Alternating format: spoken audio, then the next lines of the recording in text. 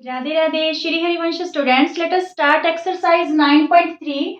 First sum of 9.3 exercise is A, B, C. A, B, C are 3 points on a circle with center O such that angle BOC is 30 degree and angle AOB is 60 degree. If D is a point on the circle other than arc ABC, find angle A D C. तो हमें ये वाला angle find out करना है। Clear?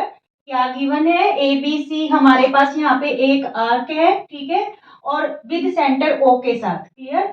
और एक point D है circle पे जो angle A D C form कर रहा है। हमें यही वाला एंगल फाइंड आउट करना है अगर इन दोनों एंगल्स की वैल्यू हमारे पास गिवन है। ठीक है, तो यहाँ पे स्टूडेंट्स 9.3 में जो मेन थ्योरम्स यूज होंगी, सबसे पहली थ्योरम तो यहाँ पे भी जो यूज होने वाली है कि जो एक आर्क है सेंटर पे हमेशा डबल एंगल बनाएगी remaining part of the circle से। ठीक है, at any point remaining part जो बच गया, ये आर्क है एबीसी। रिमेनिंग पार्ट का मतलब एबीसी को छोड़ के बाकी जितनी भी ये आर्क बची है, ठीक है, जितनी भी आर्क बची है, इसके किसी भी पॉइंट पे अगर ये ही आर्क एंगल फॉर्म कर रही है तो वो एंगल सेंटर वाले एंगल से हाफ होगा। Clear?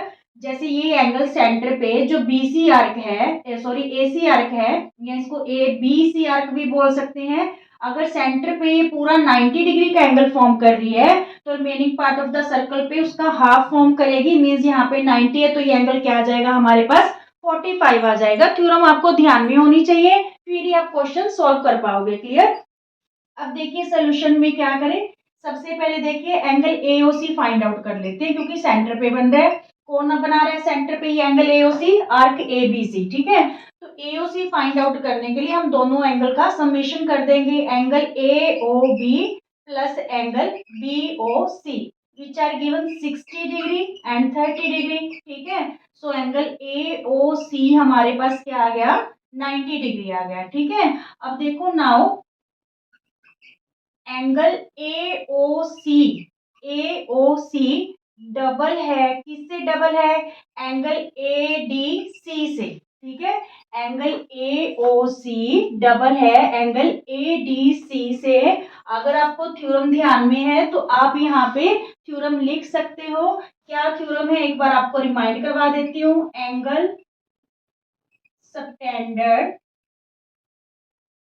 Bye an arc, by an arc, यहाँ पे कौन सी आर्क है हमारे पास? एबीसी। ठीक है, angle subtended by an arc at centre, at centre is double, is double angle subtended, subtended bye it on the remaining part of circle, part of the circle at any point, at any point। ये theorem है students आपकी कि जो एक arc है angle subtend करेगी centre पे, वो हमेशा इज ऑलवेज डबल होगा angle subtended bye it on the remaining part of the circle, यानी उस आर्क का छोड़ के बाकी जो आर्क बची, ठीक है, वहां पे कहीं पे भी किसी भी पॉइंट पे वो एंगल बनाएगी तो वो सेंटर वाला एंगल हमेशा उस एंगल से क्या होगा? डबल होगा। तो यहीं से हम पता कर लेंगे। देखिए एंगल ओएसी हमारे पास 90 आया है, ये 2 इधर आके क्या हो जाएगा? डिवाइड, तो ए डी सी हमारे पास जो एंगल है वो क्या आ जाएगा? 45 डिग्री आ जाएगा। Is it clear? बिल्कुल इजी सा क्वेश्चन है।